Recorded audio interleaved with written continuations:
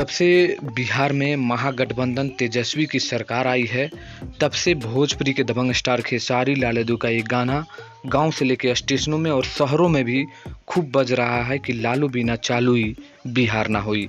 जी हाँ दोस्तों, ये गाना जो है इतना तेज़ी से वायरल हो रहा है कि मैं क्या बताऊं दोस्तों। लगातार सोशल मीडिया पर सभी जगह से ये वीडियो निकल कर आ रहा है। एक वीडियो मैंने शुरू में भी दिखाया, उसका वीडियो एक बार फिर से देख लीजिएगा लास्ट में। लेकिन कमाल का बात है दोस्तों कि खेसारी लाल यादव का ये गाना सच में एक बार फिर से साबित हुआ और बिहार में तेजस्वी की सरकार हुई, यानी लालू यादव की सरकार बनी।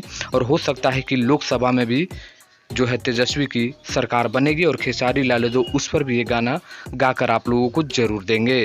तो तेजस्वी की सरकार आने पर आप लोगों का क्या कहना है, कमेंट करिएगा। क्या खेसारी लाल यादव के गाने को आप लोग वेट कर रहे हैं, और भी कमेंट करके जरूर बताइएगा। लेटेस्ट अपडेट कुछ मिलने के लिए आप लोग चैनल को सब्सक्राइब कर लीजिए। दोस्तों मिलते हैं नेक्स्ट वीडियो में दोस्तों, तब तक के लिए धन्यवाद।